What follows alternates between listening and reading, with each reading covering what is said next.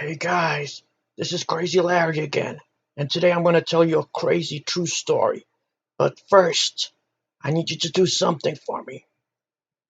I need you to subscribe right here to follow my crazy true stories. Right here! Today's story is about the world's most stupidest man. Hitler and Saddam were crazy, but they sure were not stupid. This guy was just stupid. I need you to leave a comment below if you guys know anyone that's more stupider than this guy. Okay, just imagine you lived in a nice home with TV, refrigerator, medicine, everything you needed, cars, everything you needed. And I came and took you out of your home and told you from now on we're going to live in your backyard, just like the world's just starting, with no technology, no civilization, nothing. Well, this is exactly what happened in Cambodia on April 17, 1975. These people went from driving Cadillacs, living in nice homes, eating well, to starving to death and eating insects and living in jungles with no medicine, with no technology, with nothing. All this happened because of a man called Pol Pot and his militant group, the Khmer Rouge, also known as the Communist Party of Kampuchea, CPK. Okay, let me tell you how this whole thing started. It started in the late 1960s. Cambodia had a prince, Prince Sihanouk. He was a commie, what we call a communist, and America didn't really like that. So in 1970, while Prince Sihanouk was in France, his former prime minister, General Lon Nol, did a coup and took over the country. He was backed by the United States. They were giving him secret military aid. So the prince flew to China and stayed there for 3 years. But he was dying to be the prince of Cambodia again.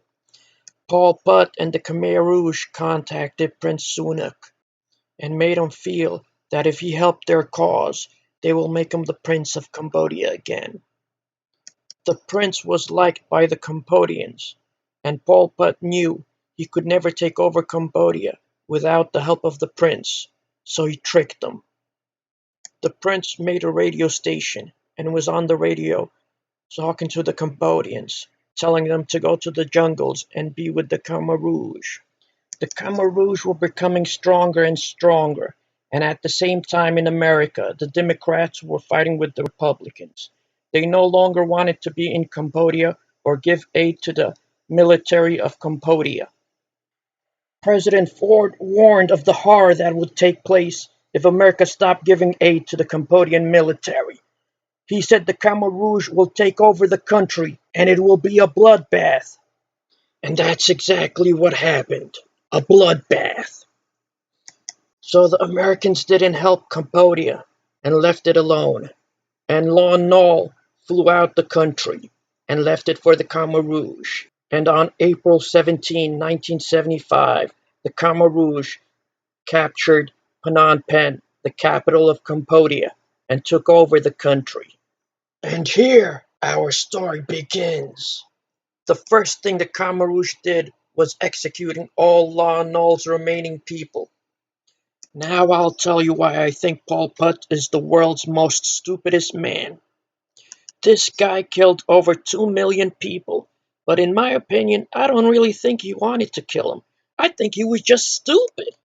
You see, this man found peace in the jungle and farmland, and he thought the old days without civilization and technology would bring peace to the people.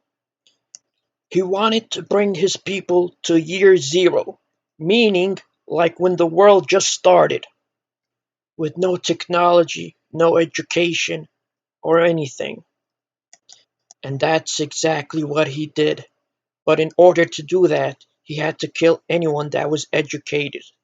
He killed all the doctors, teachers, anyone that showed signs of being educated. Even if you just wore glasses, he would think you're smart and kill you. But I'm getting ahead of myself. Let me tell you how he tricked the people in leaving their homes and going with him to the jungle. The Khmer Rouge tricked the Cambodian people by telling them that the United States would bomb Phnom Penh in 3 days, and we must evacuate and go to the jungle. The people got scared, and they believed the Khmer Rouge, so they left their homes and went to the jungle. And now the terror begins. These people would be turned into slaves for 3 years, 8 months, and 20 days. You see, Pol Pot had this nice communism fantasy where he wanted everyone to be equal and live in the village and smell some nice fresh air. But because he was a stupid man, I guess he didn't think it through. He didn't think how he's going to feed all these people, or what happens if someone got sick, or if you were diabetic, you needed insulin. He just had this beautiful country life fantasy, and he wanted everyone to be equal and happy. Everyone had to look the same, so everyone had to dye their clothes black. Kids were not even allowed to call their parents mom and dad, and you were told who you would marry. And if you didn't listen to the Khmer Rouge, you would be killed. If you stole food because you were starving to death, you would be killed. People started eating insects and anything they could find just to stay alive. Everyone had to work, from kids to adults. The Khmer Rouge started killing people, saying they were bad and traitors. But really, they were killing them because they couldn't feed all these people. They were really killing them for no reason, just to reduce the amount of people. These bones were buried in mass graves called the killing fields. These people were often killed very harshly. Because the Khmer Rouge wanted to save their bullets, they would blindfold them, tie their hands, and sit them in front of the pit. And the person knew he was going to die because he could smell the rotten people. And boom! They would smack them in the head, crack the skull open, and their bodies would fall into the pit among the other dead bodies. The Khmer Rouge turned the secondary school into a torture camp. They nicknamed it S-21, where they would torture people that spoke against them or they thought they were traitors. They would torture them to death, but first they would take their pictures while they were alive and take another one once they were dead. Each body was given a number. And as for the prince, he was also a victim.